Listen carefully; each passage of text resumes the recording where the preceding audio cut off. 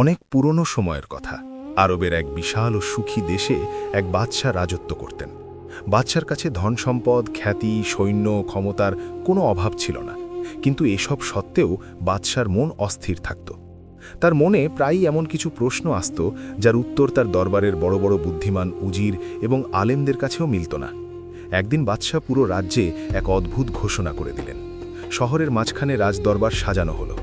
হাজার হাজার মানুষের ভিড় জমেছিল। প্রত্যেকের মুখে ভয় ও দুশ্চিন্তার ছাপ ছিল যে আজ বাদশাহ আসলে কি বলতে যাচ্ছেন। বাদশাহ তার আলিশান সিংহাসন থেকে উঠে দাঁড়ালেন এবং উদাত্ত কণ্ঠে বললেন, হে আমার দেশের মানুষ, আমার হৃদয়ে 3টি প্রশ্ন দাফন করা আছে যা আমাকে রাতে ঘুমাতে দেয় না। আজ আমি ঘোষণা করছি যে যে কেউ আমার এই 3টি প্রশ্নের সঠিক উত্তর দেবে, আমি তাকে আমার অর্ধেক সাম্রাজ্য পুরস্কার হিসাবে দিয়ে দেব এবং সে এই সিংহাসনে বসার যোগ্য হবে। ভিড়ের মধ্যে খুশির জোয়ার বয়ে গেল। অর্ধেক সাম্রাজ্য, এ তো যে কোনো মানুষের ভাগ্য বদলে দিতে পারে। কিন্তু তখনই বাদশাহ তার কথা শেষ করতে গিয়ে এক ভয়াবহ শর্ত দিলেন। বাদশার কণ্ঠ এবার কঠোর হয়ে উঠল। তিনি বললেন, কিন্তু মনে রেখো, যদি উত্তরদাতা ব্যর্থ হয় বা ভুল উত্তর দেয়, তবে তখনই জল্লাদ তার শিরচ্ছেদ করবে। আমার শুধু সত্য চাই এবং সত্য ছাড়া আর কিছুই নয়। এ কথা শুনেই পুরো দরবারে নিস্তব্ধতা নেমে এলো। যারা পুরস্কারের লোভে এগিয়ে আসছিল তাদের পা সেখানেই থমকে গেল। মৃত্যুর ভয় অর্ধেক সাম্রাজ্যের লোভের চেয়ে অনেক বড় ছিল। বাদশাহ মানুষের সামনে তার 3টি প্রশ্ন রাখলেন। প্রথম প্রশ্ন, সেই জিনিসটি কি যা পৃথিবীতে সবচেয়ে বেশি মূল্যবান কিন্তু তা কেনা যায় না? দ্বিতীয় প্রশ্ন, মানুষের চেয়েও শক্তিশালী কি যা মানুষ নিয়ন্ত্রণ করতে পারে? এবং তৃতীয় প্রশ্ন, পৃথিবীর সবচেয়ে বড় সত্য এবং সবচেয়ে বড় মিথ্যা কি? দরবারে নীরবতা ছেয়ে গেল। বড় বড় আলেম এবং বুদ্ধিমান লোকেরাও মাথা নিচু করে দাঁড়িয়ে রইল। কারো এত সাহস ছিল না যে নিজের জীবন বাজি রেখে এই ধাঁধার উত্তর দেয়। অনেকক্ষণ যখন কেউ এগিয়ে এলো না, তখন বাদশাহ হতাশ হতে লাগলেন। তখনই ভিড় ঠেলে এক যুবক সামনে এগিয়ে এলো। সেই যুবককে দেখতে খুবই গরিব মনে হচ্ছিল। তার পোশাক ছিল ছেঁড়াফাটা, মুখে ধুলোবালি জমেছিল, কিন্তু তার চোখে ছিল এক অদ্ভুত চমক ও নির্ভীকতা। সেই ছিল পৃথিবীর অবহেলিত এক এতিম যুবক, যার এই বিশাল পৃথিবীতে কেউ ছিল না, না মা, না বাবা, না কোনো আত্মীয় স্বজন। যুবকটি সিংহাসনের কাছে গিয়ে বাদশাকে ঝুঁকে সালাম করল এবং উচ্চস্বরে বলল, বাদশাহ সালামত, আমি আপনার প্রশ্নের উত্তর দেওয়ার জন্য প্রস্তুত। আমি আপনার শর্ত মেনে নিচ্ছি। বাদশাহ সেই রোগাপাতলা যুবককে ওপর থেকে নিচ পর্যন্ত দেখলেন এবং উপহাসের ভঙ্গিতে হাসলেন। বললেন, ওহে অবুঝ বালক, তোমার কি নিজের জীবন প্রিয় নয়? বড় বড় জ্ঞানীরা পিছিয়ে গেল, আর তোমার মতো সামান্য এক মানুষ কেন মৃত্যুর মুখে যেতে চাইছ? যুবকটি গম্ভীর গলায় জবাব দিল, হুজুর, যার এই পৃথিবীতে কেউ নেই তার মৃত্যুর ভয়ও নেই। আমি একজন এতিম। আমি যদি মারাও যাই তবে আমার পেছনে কান্নার কেউ নেই। কিন্তু আমি যদি জিতে যাই তবে হয়তো আমার ভাগ্য বদলে যেতে পারে। বাদশাহ সেই যুবকের সাহস দেখে অবাক হয়ে গেলেন। তিনি বললেন, ঠিক আছে, আমরা তোমাকে সুযোগ দিচ্ছি। বলো আমার প্রশ্নের উত্তর। যুবক বলল, বাদশাহ সালামত, আপনার প্রশ্নগুলো খুব গভীর। এগুলোর উত্তর এখন আমার জানা নেই। উত্তর খোঁজার জন্য আমার কিছুটা সময় প্রয়োজন।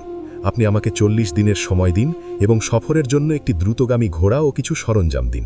আমি কথা দিচ্ছি 40তম দিনে আমি এই দরবারে আপনার সামনে হাজির হব। উজির যুবককে থামিয়ে বললেন, বাদশাহ সালামত, এই ছেলেটিকে ধূর্ত মনে হচ্ছে। সে ঘোড়া ও সরঞ্জাম নিয়ে পালিয়ে যাবে। যুবক হাসল এবং বলল, উজির সাহেব, তারাই পালায় যাদের কোনো ঘর আছে। আমার তো আকাশী ছাদ আর মাটি বিছানা। আমি পালিয়ে কোথায় যাব? আমি কথার পাকা লোক, উত্তর নিয়েই ফিরব। বাদশাহ কিছুক্ষণ চিন্তা করলেন, তারপর হাতের ইশারায় অনুমতি দিলেন। ঠিক আছে যুবক, যাও, আমরা তোমাকে 40 দিন সময় দিলাম। কিন্তু মনে রেখো, যদি 40তম দিন সূর্যাস্ত পর্যন্ত তুমি না ফেরো বা উত্তর না আনতে পারো, তবে আমাদের সৈন্যরা তোমাকে পাতাল থেকেও খুঁজে বের করবে এবং তোমার ধর থেকে মাথা আলাদা করে দেওয়া হবে। যুবক মাথা নিচু করে হুকুম মেনে নিল। তাকে একটি শিরা আরবি ঘোড়া দেওয়া হলো। সে ঘোড়ায় চুড়ে পেছনে না তাকিয়ে ধুলো উড়িয়ে শহরের লোকালয় থেকে দূরে অজানা পথে সেই প্রশ্নগুলোর উত্তর খুঁজতে বেরিয়ে পড়ল। সে জানত না যে এই সফর তাকে কোনো ধনের ভাণ্ডারের দিকে নয়, বরং এমন এক রহস্যের দিকে নিয়ে যাবে যা তার আত্মাকে কাঁপিয়ে দেবে। সে জানত না যে মরুভূমির ওপারে এক বৃদ্ধ দরবেশ এবং তার কুকুর তার ভাগ্যের ফয়সালা করার জন্য অপেক্ষা করছে। যুবকটি রাজকীয় ঘোড়া ছুটিয়ে শহর থেকে অনেক দূরে চলে গেল। সে অনেক গ্রাম, জনপদ ও জঙ্গল পার করল। যে কোনো বুদ্ধিমান মানুষের সাথে তার দেখা হতো, সে তাদের সামনে বাদশার সেই 3টি প্রশ্ন রাখত। কিন্তু আফসোস, সবাই প্রশ্ন শুনে চুপ হয়ে যেত। কারো কাছে ওই প্রশ্নের উত্তর ছিল না। দিন দ্রুত কেটে যাচ্ছিল। এক একে 30 দিন পার হয়ে গেল। এখন সেই যুবকের কাছে মাত্র 10 দিন বাকি ছিল। মৃত্যুর ছায়া তার মাথার উপর ঘোরাফেরা করতে শুরু করল।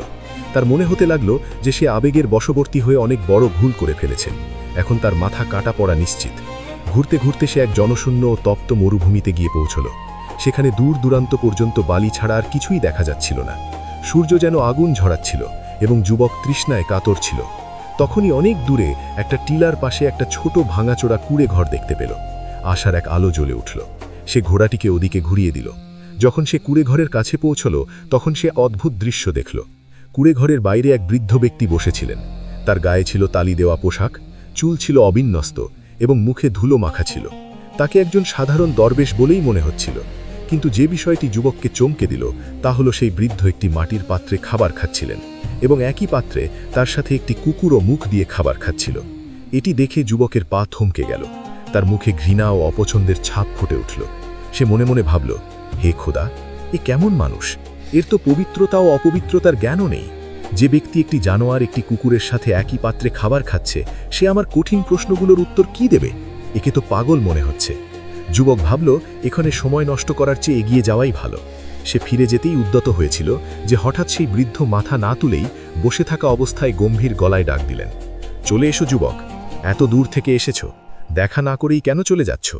যুবক হতভম্ব হয়ে গেল। সে ভাবল, এই বুড়ো তো আমার দিকে তাকায়ওনি। তিনি কিভাবে জানলেন যে আমি এখানে আছি? এক মুহূর্তের জন্য সে ভয় পেয়ে গেল, কিন্তু তারপর সাহস করে ঘোড়া থেকে নেমে কুঁড়ে ঘরের দিকে এগিয়ে গেল।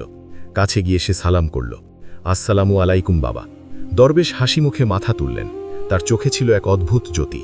তিনি বললেন, ওয়ালাইকুম আসসালাম, এসো বৎস, সফরের ক্লান্তি দূর করো, আমাদের সাথে খাবার খেয়ে নাও।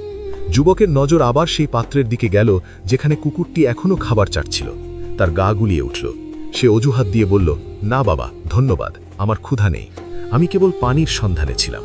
দরবেশ তার ঘৃণা বুঝতে পারলেন, কিন্তু তিনি কিছু বললেন না, শুধু হাসলেন এবং বললেন, বেশ, তোমার ইচ্ছে, বলো কোন সমস্যায় পড়ে তুমি এই নির্জনে এসেছো? তোমার মুখে মৃত্যুর ভয় পরিষ্কার দেখা যাচ্ছে। যুবক দীর্ঘশ্বাস ফেলল এবং দরবেশের কাছে মাটিতে বসে পড়ল।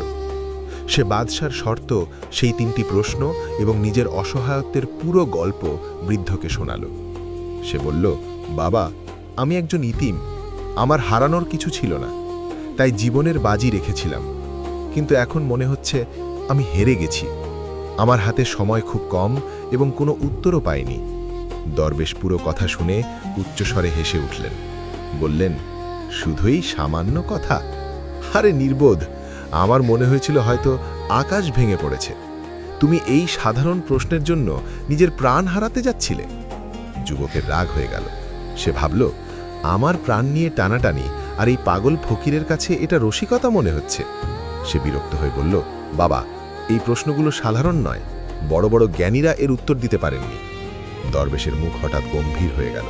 তিনি যুবকের চোখের দিকে তাকিয়ে বললেন, বৎস, মনে রেখো, দুনিয়ায় প্রতিটি জিনিসের একটি মূল্য থাকে। বিনামূল্যে কেবল মায়ের ভালোবাসা পাওয়া যায়। যদি তুমি মূল্য দিতে প্রস্তুত থাকো, তাহলে তোমার প্রশ্নের উত্তর পেয়ে যাবে। যুবকের বুক ধরফর করে উঠল। সত্যিই কি এই ফকিরের কাছে উত্তর আছে? সে সঙ্গে সঙ্গে বলল, মূল্য? কেমন মূল্য বাবা? আমার কাছে ধন সম্পদ নেই, কিন্তু আমি যদি বাদশার কাছে জিতে যাই তবে যে পুরস্কার পাবো তার থেকে আপনাকে অনেক স্বর্ণমুদ্রা দেব। আপনি কেবল আমাকে উত্তর বলে দিন। দরবেশ আবার হাসলেন, এক রহস্যময় হাসি। তিনি বললেন, তাড়াহুড়ো করো না যুবক, মানুষ ধৈর্য ধরে না বলেই হোঁচট খায়। আমি তোমাকে 2টি প্রশ্নের উত্তর বিনামূল্যে দেব, কিন্তু তৃতীয় ও শেষ প্রশ্নের জন্য তোমাকে চড়া মূল্য দিতে হবে। যুবক ভাবল, এই ফকির আর কি ভাঁচিয়ে বসবেন? এমনিতেও আমাকে এখন নিজের জীবন বাঁচাতে হবে। সে তক্ষুনি হাজি হয়ে গেল। আমার কবুল বাবা, আপনি আমাকে প্রথম প্রশ্নের উত্তর দিন। দরবেশ বললেন, শোনো তাহলে, তোমার বাদশার প্রথম প্রশ্ন ছিল, দুনিয়ার সবচেয়ে দামি জিনিস কোনটি যা কেনা সম্ভব নয়? যুবক উৎসুক হয়ে মাথা নাড়ল। দরবেশ মাটিতে আঙুল দিয়ে একটি দাগ কেটে বললেন, যাও এবং তোমার বাদশাকে গিয়ে বলো যে দুনিয়ার সবচেয়ে মূল্যবান জিনিস হলো সময়। যে মুহূর্ত একবার চলে যায় তা পুরো মহাবিশ্বের সম্পদ দিয়েও আর কেনা সম্ভব নয়। মানুষ তার সম্পদ আবার উপার্জন করতে পারে, কিন্তু চলে যাওয়ার সময় কখনো নয়। যুবক এটি শুনে স্তম্ভিত হয়ে গেল। উত্তরটি এতই সত্য ছিল যে কেউ একে অস্বীকার করতে পারল না। বাদশা খুশি হয়ে বললেন, সাব্বাস যুবক, তুমি একদম ঠিক বলেছ, আমরা তোমার উত্তরে সন্তুষ্ট, কিন্তু এখনও 2টি প্রশ্ন বাকি আছে, এবং মনে রেখো, শর্ত এখনও শেষ হয়নি। যুবক হাত জোড় করে বলল, হুজুর, আমার বাকি প্রশ্নের উত্তরের জন্য সময় প্রয়োজন। আমি কথা দিচ্ছি, সময় শেষ হওয়ার আগে আমি বাকি উত্তরগুলো নিয়ে আসব। বাদশাহ অনুমতি দিলেন। যুবক প্রাসাদ থেকে বেরিয়ে স্বস্তির নিঃশ্বাস ফেলল। তার প্রাণ আপাতত বেঁচে গিয়েছিল।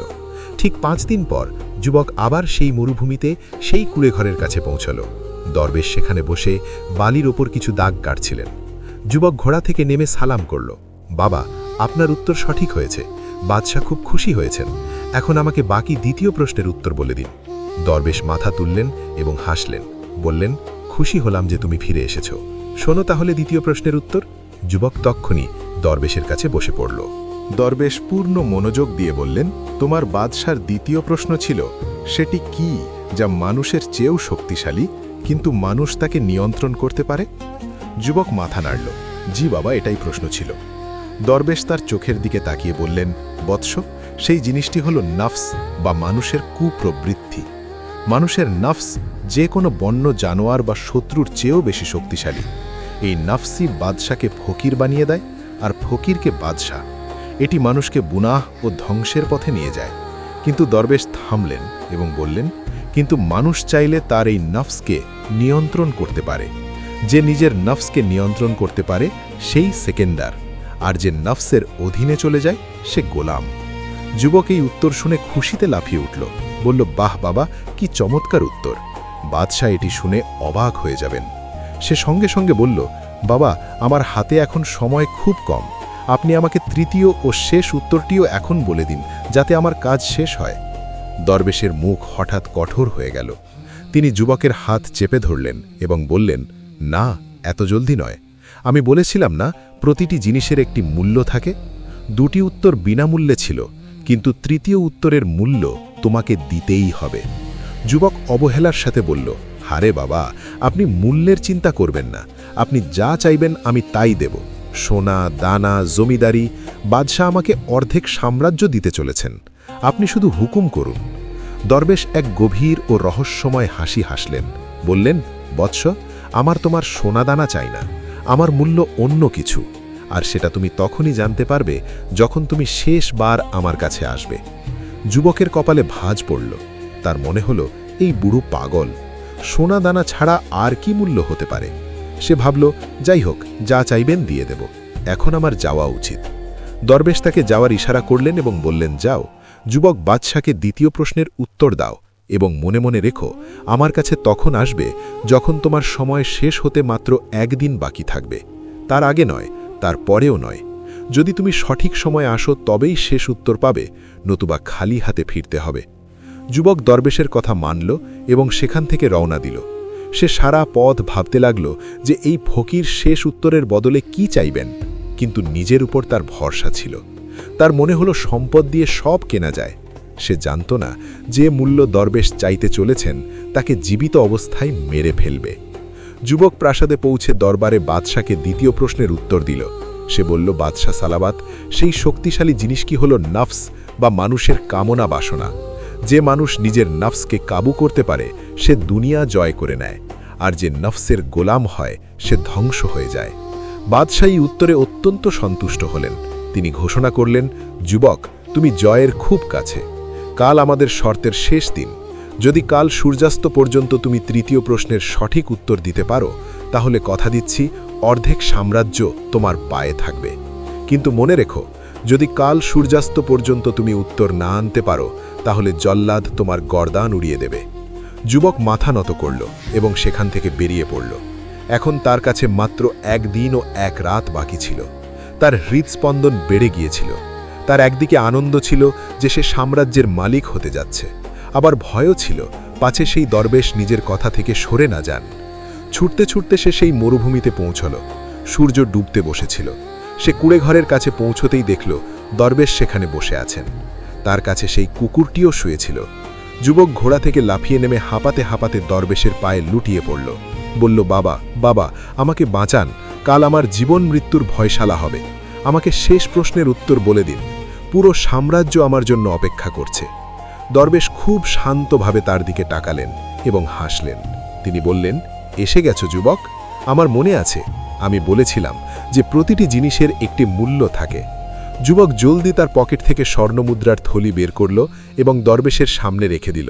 বলল, এই নিন বাবা, এতে অনেক সোনা আছে, আর আপনি বললে আমি সাম্রাজ্য পাওয়ার পর আপনার জন্য প্রাসাদও বানিয়ে দেব, শুধু আমাকে উত্তরটা দিয়ে দিন। দরবেশ সোনার থলিতে হাতও দিলেন না। তিনি পাশে রাখা একটি মাটির বাটি তুললেন এবং একটি কলস থেকে সামান্য দুধ তাতে ঢাললেন। যুবক অবাক হয়ে দেখছিল। দরবেশ সেই দুধের বাটিটি তার পাশে বসে থাকা কুকুরের সামনে রাখলেন। কুকুরটি ক্ষুধার্ত ছিল। সে লোলুপ দৃষ্টিতে দুধ পান করতে শুরু করল।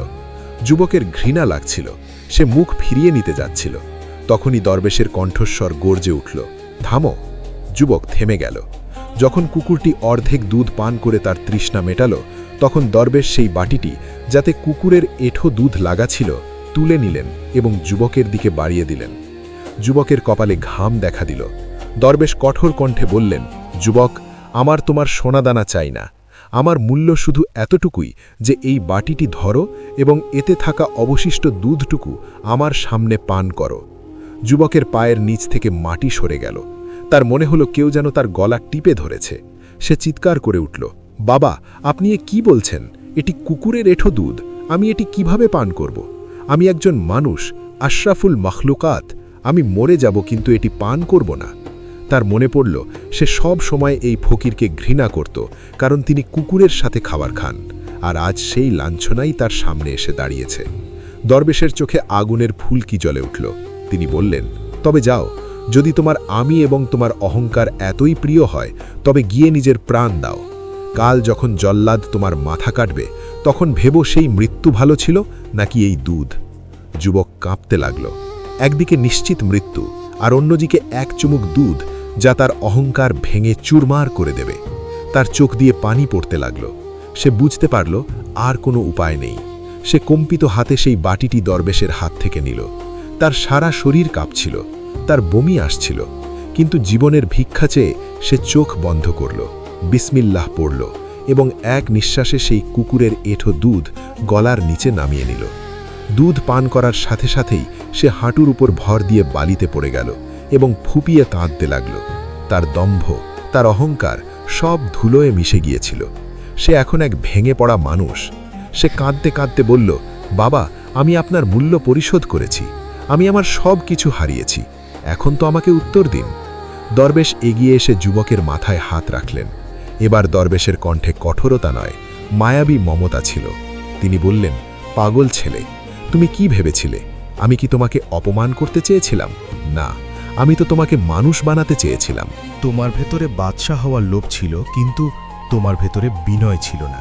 যে মানুষ নিজের ভেতরের অহংকারকে মারতে পারে না, সে কখনো বাদশা হতে পারে না। যুবক অশ্রুশীল চোখে তাকালো। দরবেশ বললেন, শোনো, এবার তোমার তৃতীয় প্রশ্নের উত্তর।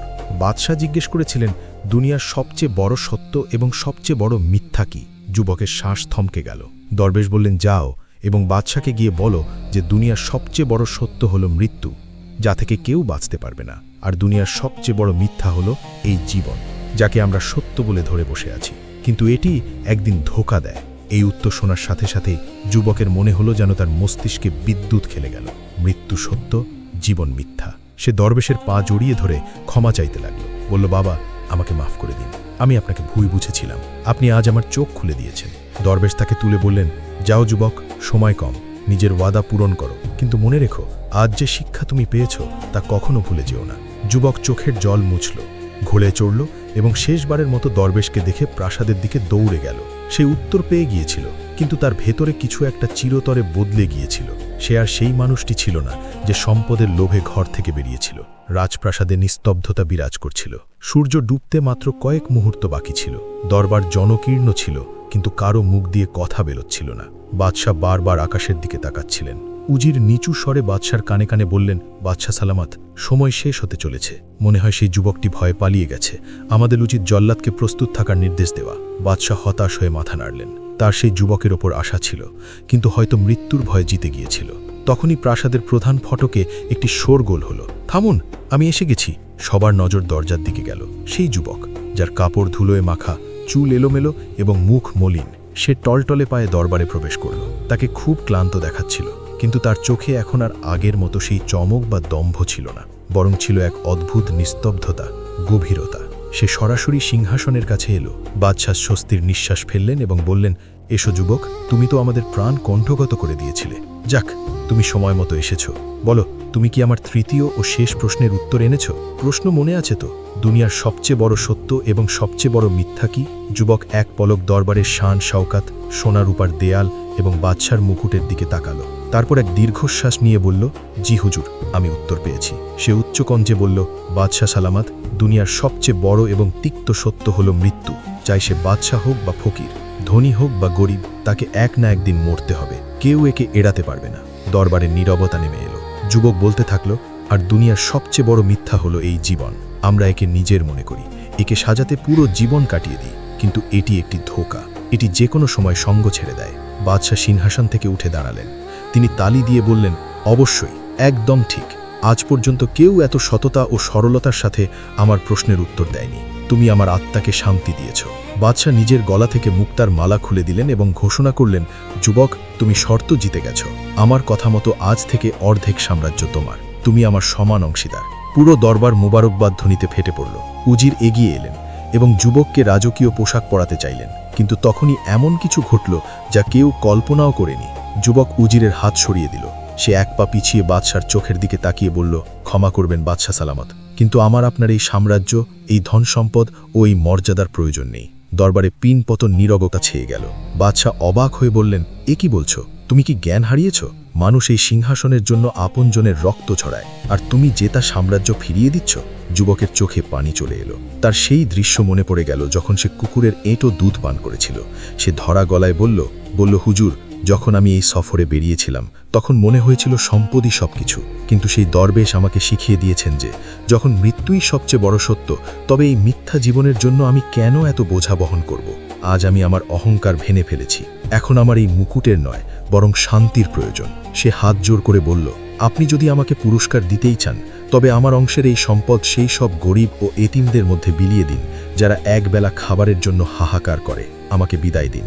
একথা বলে যুবক ঘুরল এবং দরবার থেকে বেরিয়ে যেতে লাগল। বাদশাহ ও দরবারীরা মূর্তির মতো তাকে দেখতে রইলেন। তাদের বিশ্বাসই হচ্ছিল না যে কোনো মানুষ এত বড় ত্যাগ স্বীকার করতে পারে। বাদশার চোখেও জল এলো। তিনি ভরা দরবারে বললেন, আজ এই যুবক মুকুট ছাড়াও আমাদের সবার চেয়ে বড় বাদশাহ হয়ে গেল। ওদিকে যুবক প্রাসাদ থেকে বেরিয়ে এলো। তার কাছে কোনো ঘোড়া ছিল না, টাকা ছিল না, কোনো সরঞ্জাম ছিল না। সে পায়ে হেঁটে নগ্ন পদে তপ্ত বালির উপর দিয়ে আবার সেই মরুভূমির দিকে রওনা হলো। তার মনে কেবল একটাই চিন্তা ছিল, আমাকে সেই দরবেশের কাছে যেতে হবে, তার কাছে ক্ষমা চাইতে হবে এবং তার সেবা করতে হবে। ওটাই আমার আসল ঠিকানা। সূর্য ডুবে গেছিল, অন্ধকার ঘনিয়ে আসছিল, কিন্তু যুবকের মনে এখন এক নতুন আলো ছিল। সে ক্লান্ত, ক্ষুধার্ত হয়ে কেবল সেই ফকিরের এক ঝলক পাওয়ার জন্য ছুটে যাচ্ছিল। তার ভয় হচ্ছিল ফাঁচে সেই দরবেশ চলে না যান। যুবক রাজপ্রাসাদের কোমল ও রেশমি জগৎকে চিরতরে পেছনে ফেলে এসেছিল। এবার তার কাছে সফর করার জন্য কোনো দ্রুতগামী আরবি ঘোড়া ছিল না। সে ছিল পায়ে হাঁটা, খালি পা। তপ্ত বালি তার পা পুড়িয়ে দিচ্ছিল। ক্ষুধা ও তৃষ্ণায় তার শরীর ভেঙে পড়ছিল, কিন্তু তার পায়ে ছিল এক অদ্ভুত গতি। দুনিয়ার কোনো জিনিসের তার পরোয়া ছিল না। তাকে কেবল সেই দরবেশের কাছে পৌঁছাতে হবে, যার সান্নিধ্যে সে শান্তি পেয়েছিল। হাঁটতে হাঁটতে রাত হলো। মরুভূমিতে নিস্তব্ধতা ও অন্ধকার ছেয়ে গেল। যুবক বুড়িভাবে ক্লান্ত হয়ে পড়েছিল। তার পায়ে বড় বড় ফোসকা পড়ে গেছিল, যেখান থেকে রক্ত ঝরছিল। অবশেষে সে সাহস হারিয়ে ফেলল এবং বালির এক টিলার ওপর পড়ে গেল। তার চোখ বন্ধ হয়ে আসছিল। সেই অর্ধচেতন অবস্থায় সে এক স্বপ্ন দেখল। সে দেখল সেই বৃদ্ধ দরবেশ সাদা ও উজ্জ্বল পোশাক পরে নুরানি চেহারা নিয়ে তার পাশে দাঁড়িয়ে আছেন। দরবেশের মুখে ছিল এক আধ্যাত্মিক হাসি। তিনি যুবকের মাথায় হাত রাখলেন এবং বললেন, অভিনন্দন যুবক, তুমি তোমার পরীক্ষায় সফল হয়েছ। তুমি দুনিয়ার সম্পদ তুচ্ছ জ্ঞান করে নিজের নফসকে হারিয়ে দিয়েছ। এখন তুমি মুক্ত। যুবক স্বপ্নেই হাত বাড়ালো, বাবা, আমাকে ছেড়ে যাবেন না, আমাকে সাথে নিয়ে চলুন। তখনই তার ঘুম ভেঙে গেল। ভোরের সূর্য উঠে গেছে। সূর্যের রশ্মি সরাসরি তার চোখের ওপর পড়ছিল। যুবক ধরফর করে উঠে বসল। তার মনে হলো দরবেশ আশপাশেই কোথাও থাকবেন। সে এদিক ওদিক তাকালো এবং তারপর মনে পড়ল যে সে তো এখনো পথেই আছে।